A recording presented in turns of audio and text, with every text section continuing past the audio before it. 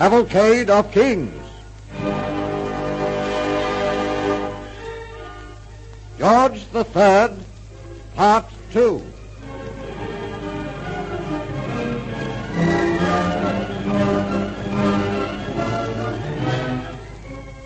Cavalcade of Kings.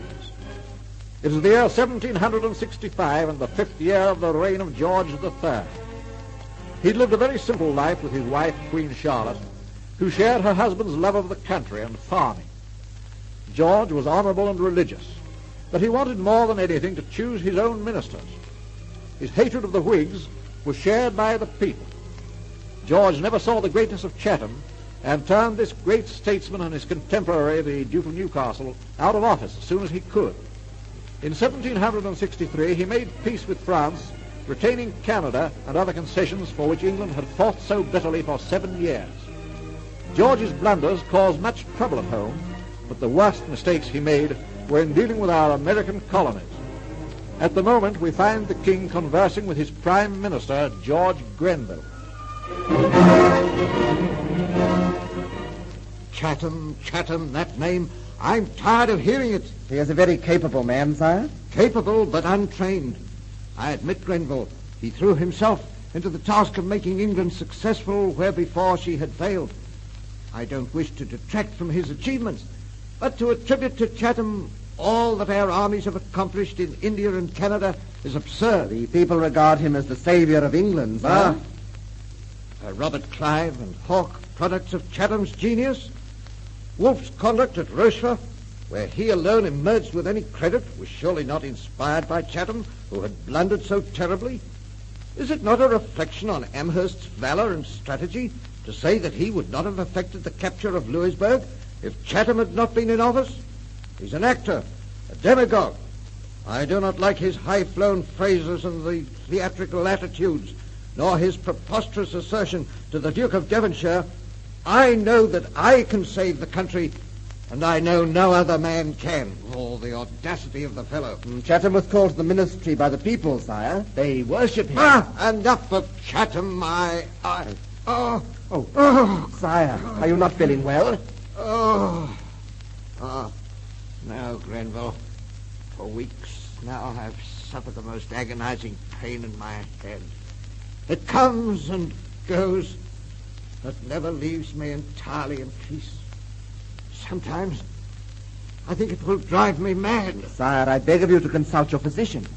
That's a duty I have not neglected, Grenville.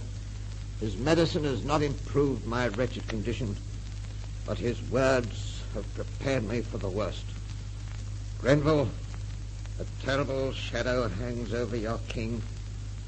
I pray it will not strike me down before my work is done. I don't understand, your majesty. No matter. Let it pass.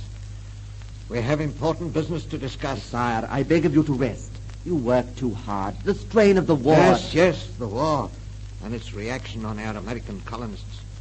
That is the question I wish to discuss with you. But, sire, you are a sick man. Please do not drive yourself so hard. Our business can wait. No. We will attend to it now.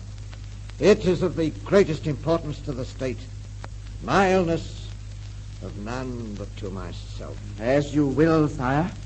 Now, regarding the war, Grenville, during its 7 years' course, the 13 English colonies in North America helped us to drive the French out of Canada. They but did their duty to their motherland, sire. Quite. It has been a very expensive war, Grenville, and I think the colonists should pay something towards it. We could perhaps ask them to make a voluntary contribution. Sire, to proceed along these lines would be most illogical. If it is left to the colonists to make a contribution, they will not give a tithe of what they should pay. Well, perhaps you're right. Have you any alternative plan? Yes, sire. I suggest that Parliament orders the Americans to use stamped paper on which they write legal documents, as is the law in England. Yes. That might accomplish our object. Put it before the House, Grenville. Of course, my American colonists might refuse to be taxed by the Parliament at London because they send no representative to it. They are British subjects, sire, and must abide by the laws made by the British Parliament. Quite true, Grenville. Oh, my head.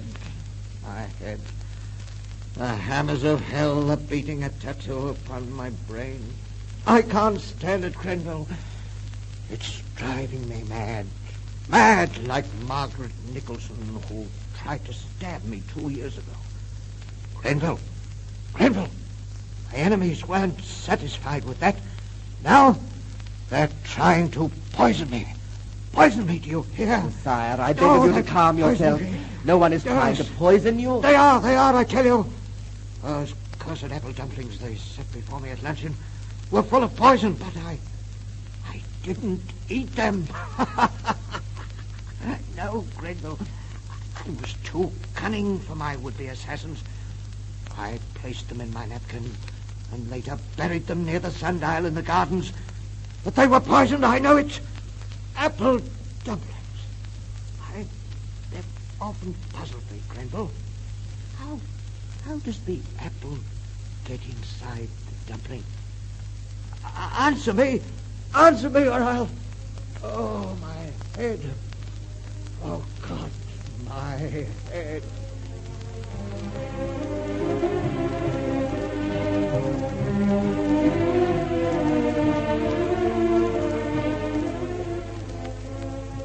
The king's illness lasted 2 months, in which his reason was affected temporarily. When he had recovered, he once more took up the reins of government, and the next 10 years proved arduous ones for him. At the moment, we find the king walking in the gardens of the palace with Queen Charlotte. The king is very worried over the outrageous conduct of his son, George, Prince of Wales.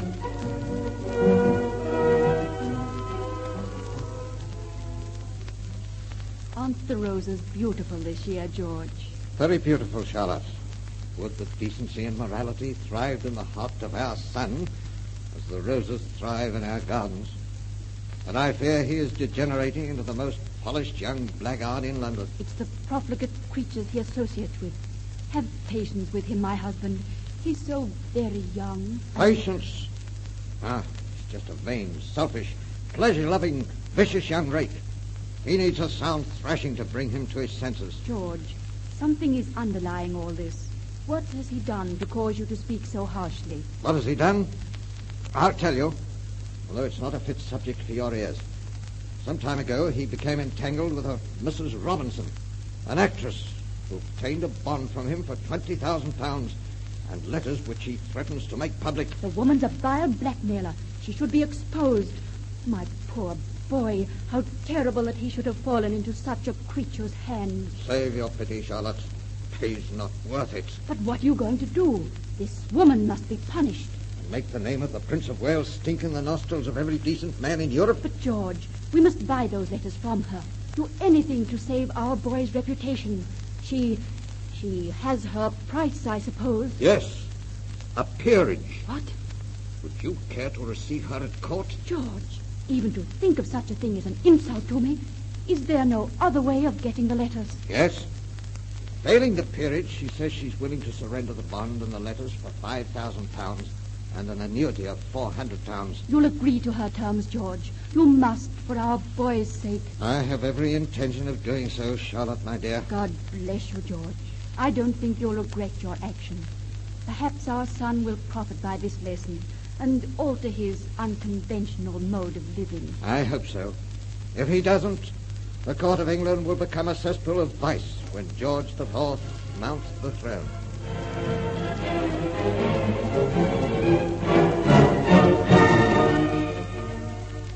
In 1788, the colonization of Australia began. 1789 saw the outbreak of the French Revolution.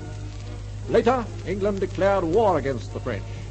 In 1796, the star of Napoleon rose in the firmament, and in 1798, Nelson won the Battle of the Nile. Some time later, he returned to England accompanied by Sir William and Lady Hamilton. His reception was a mixed one, for many censored his unconventional association with the beautiful Emma Hamilton. At the moment, we find him at the palace, where he is received with frigid politeness by the King and Queen.